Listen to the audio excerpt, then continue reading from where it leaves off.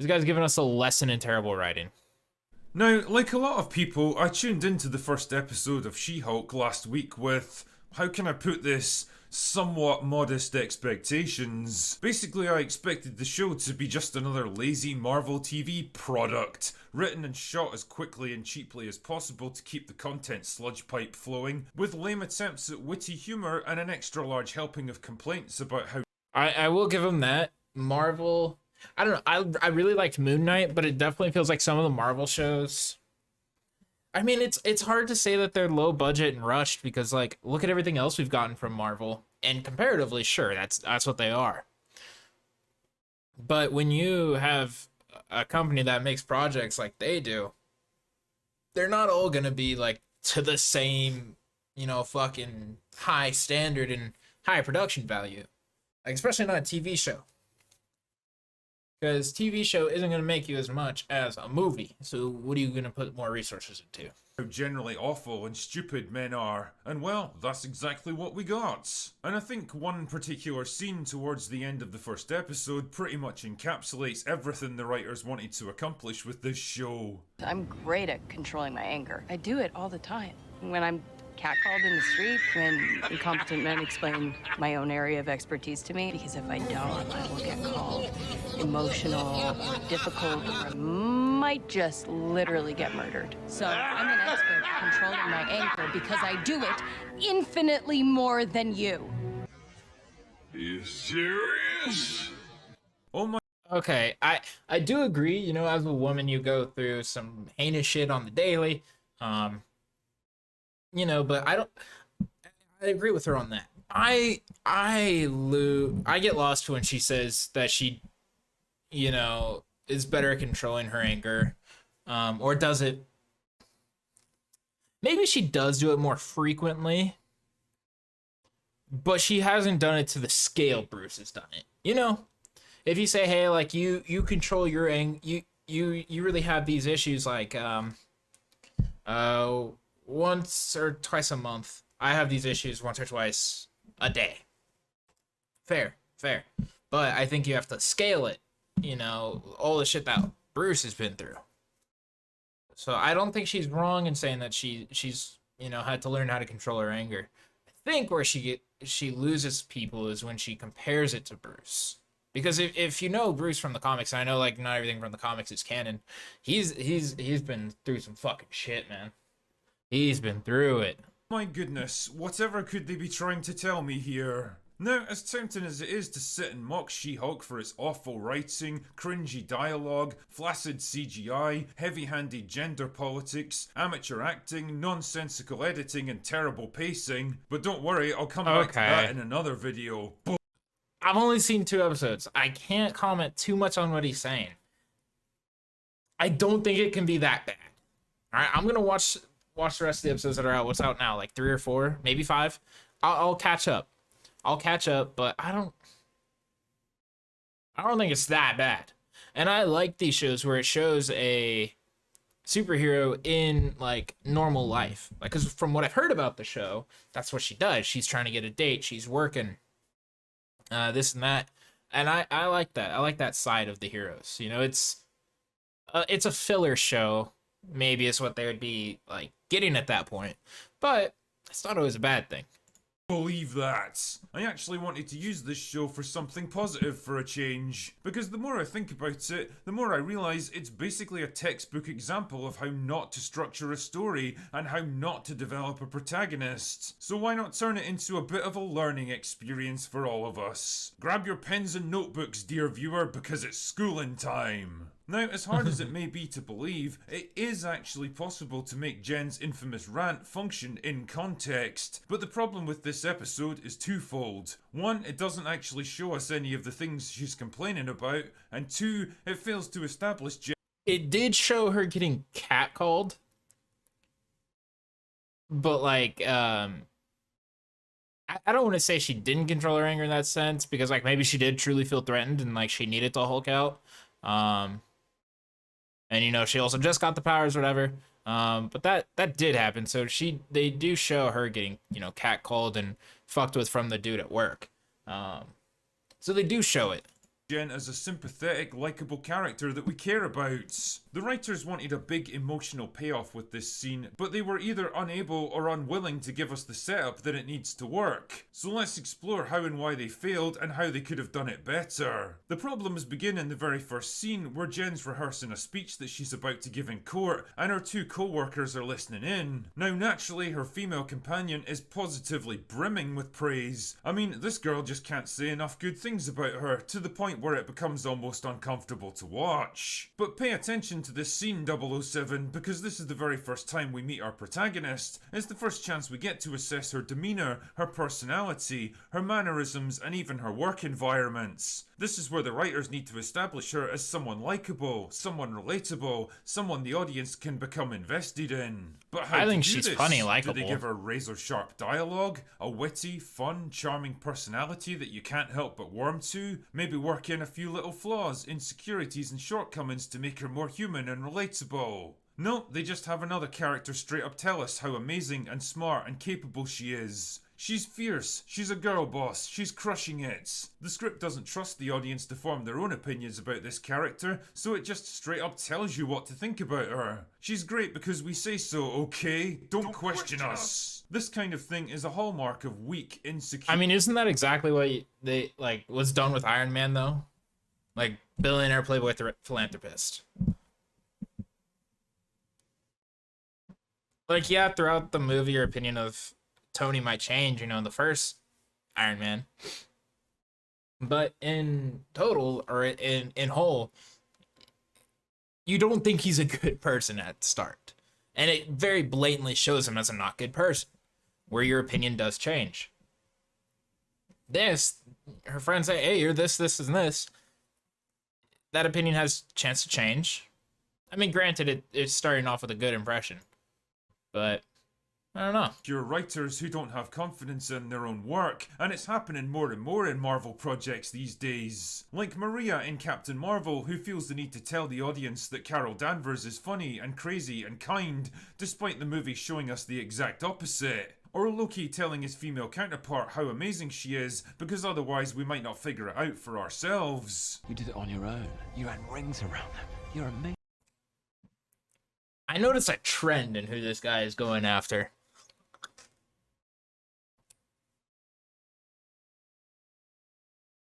Yeah,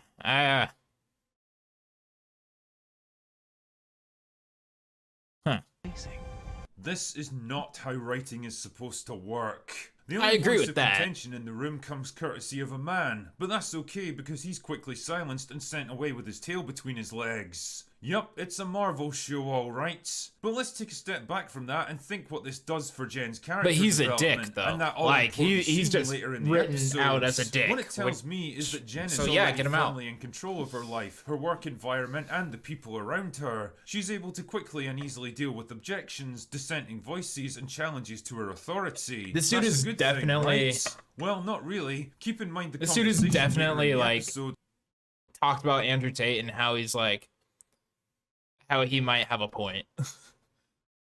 There's where 100%. she complains about men constantly questioning her judgment, holding her back, and generally making her life so difficult that she has to constantly hold in the rage that builds inside her. That's telling us one thing, but the episode itself is showing us the exact opposite. She easily deflects her male colleague's doubts and sends him on his way without the least difficulty, and there's no indication that she's even particularly bothered by it. If anything, she seems mildly amused by the whole thing. She just blows him off and then gets right back to being showered with praise and adoration. And this is a real wasted opportunity to develop sympathy towards the character. Imagine this same scene where Jen recites her big elaborate closing argument, only for her more senior male partner to overrule her and flatly state that he's the one who's going to be delivering it. He might be superficially polite and consoling, maybe even giving her half-hearted platitudes like she's just not ready for this yet, but there's a more threatening undertone to his voice so that we know exactly what he's doing and why. We get to see her excitement and enthusiasm turn into crushing I also think this guy is just looking way too deep into all of this. I like watching the episode and watching the scene. I'm like, okay, she's got a douchebag coworker. Her friend's supportive. That's all I got from it. I don't know. Maybe I'm not, you know, too critically too well versed in critiquing film. and entertainment is this critical drinker. That fucking, there you go. I'm T Nelly. I'm not T critical Nelly. Disappointment as she realizes she's been held back from yet another opportunity. Now imagine how much more sympathy you'd feel towards her as a character. I mean, nobody likes to see good people getting crushed and sidelined, and instinctively you'd want to see her succeed. Now imagine how much more impact her rant later in the episode would have if we actually saw the negative impact of what she describes. But no, the writers were so desperate to have their first girl boss moment right off the bat that they had to make this a quick and easy victory for Jennifer. The scene But like feels it, more shit them show like projecting he talks about how like it doesn't actually show the struggle she goes through, but then he just talked about how it showed one of the struggles she goes through. their own personal gripes, That she talks about. frustrations and hang-ups, followed by the fantasy resolution they wish they could have had themselves, rather than a logical component of a bigger narrative. It was more important for them to score a quick, ego-stroking win rather than take the smarter option that would deliver bigger and more satisfying payoffs later. And unfortunately, that's a common thread in this show. Like in the next scene where Jennifer and Bruce are involved in a car wreck. Bruce gets knocked unconscious in the crash and Jen's forced to drag him from the wreckage, and in the process, some of his blood mixes with hers and she turns into the Hulk. Now, imagine for a moment how much more impactful this scene might have been if Bruce had been the one to survive the crash and Jennifer had been badly injured instead. So bad, in fact, that conventional medical science could do nothing more for her. Faced with a difficult choice, Bruce reluctantly gives her a blood transfusion. That is how it saving her life happens. at the cost of her humanity by turning her into a Hulk. That would open up a lot of pretty interesting possibilities for their relationship. On the one hand, Jennifer would be rightly pissed that Bruce performed an invasive and life-altering medical procedure without her consent, and now Fair. she has to live with the long-term consequences. And on the other, you could have Bruce racked with guilt that he basically ruined her life, but also defiant because he ultimately took the difficult decision. They could have easily had that in the show, you know. Like could have easily had like, you know, her being pissed that like, oh, I guess not, because she did save him. I don't know. They could have gone with that a certain way. Where are we watching things about this terrible show? I don't think the show's all that bad, to be honest. I wanted to see why this, you know, distinguished gentleman is giving me a lesson.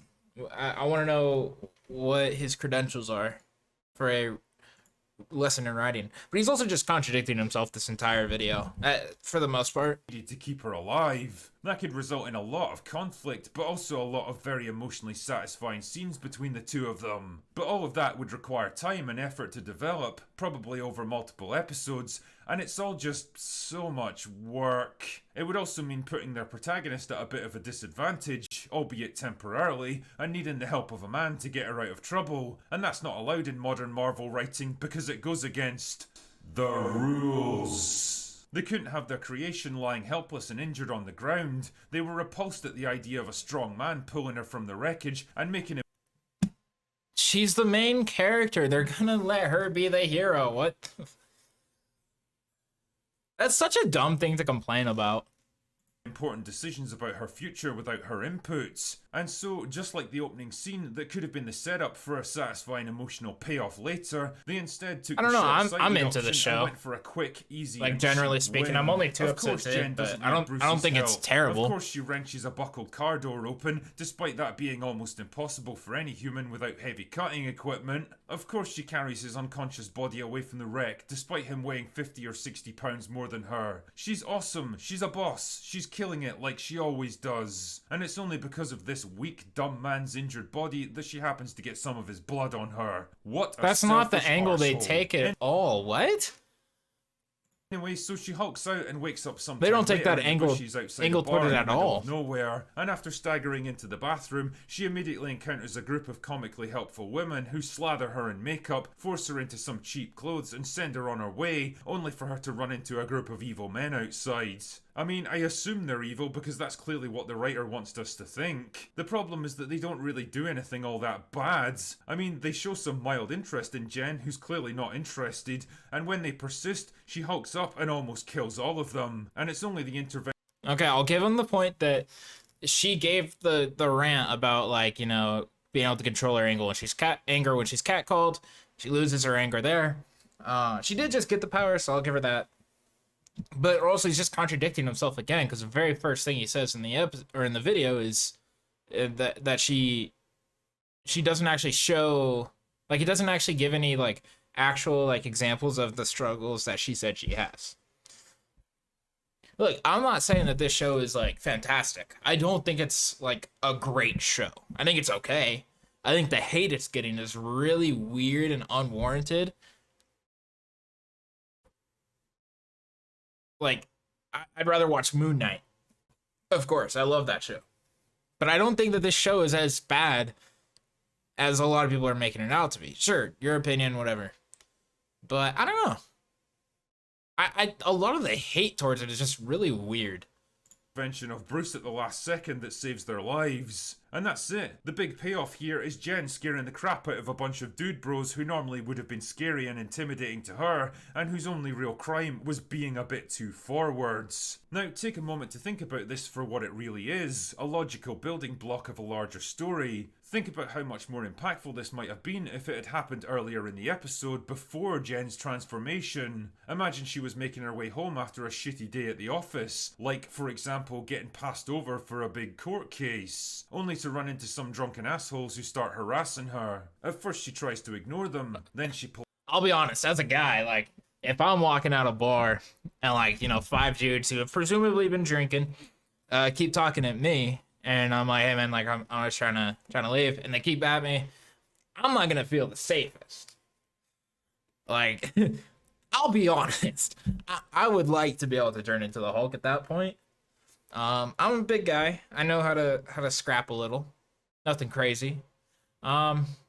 But I wouldn't feel the safest, in all fairness. politely declines their advances, but still they keep it up, getting more surly and abusive as the scene continues. We get to see and feel her growing panic and anger, and how hard she has to struggle to keep from losing her temper. And by the time they finally get bored and leave her alone, she's exhausted and upset from the ordeal. Think how much more we would empathise with her then, and how much more impact that big emotional payoff at the end of the episode. I wonder if they try to hit the angle that, like, she transforms when she's scared, too. Because, like, if they're really making this, like, feminist type shit, like he's, like this guy's saying, which I can see, like, why you would think that, whatever, then scared being an emotion that triggers her transformation makes sense.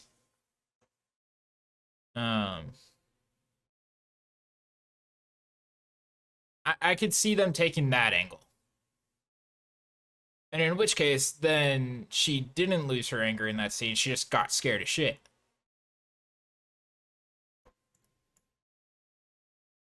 Episode would have had. But nah, the writers didn't want to do that. They wanted to do an easy, breezy comedy where problems get resolved almost as quickly as they appear, and the main character just kind of bounces from one win to the next. They wanted the female power fantasy of standing up to male bullies, of being the bigger, stronger one for a change, of putting men in their place. They wanted to feel vindicated, validated and strong in a way they never had before. Yet again, they sacrificed long-term story payoffs for the quick dopamine hit of an easy win. The last point I wanted to touch on was the training sequence between Jen and Bruce. Having prevented her from killing a bunch of innocent civilians, Bruce takes her away to his beachside retreat so he can train her to control her Hulk powers. Which makes sense considering an out-of-control Hulk can basically decimate entire cities. Now, you might think this sequence would open up some interesting possibilities for their relationship. After all, Bruce has gone through a lot of shit because of the Hulk. This is a man with 15 years of tragedy, loss, disaster and destruction behind him. A lot of painful lessons that he can share with his cousin to help her avoid the same mistakes. He's the experienced mentor and she's the naive pupil taking her first steps down a whole new path. Instead, what we get are some quippy jokes that mock the Hulk and everything Bruce has gone through,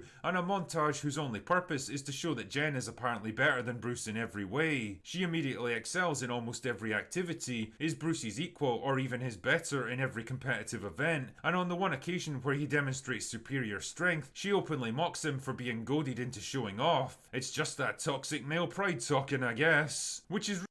I will say they did Hulk dirty. They did Hulk dirty. But they could also take the angle, you know, he's not trying to show her up. He's Professor Hulk. Like, ever since he's been Professor Hulk, he has been weaker. That's not, like, controversial for me to say. He's been weaker since he's been Professor Hulk.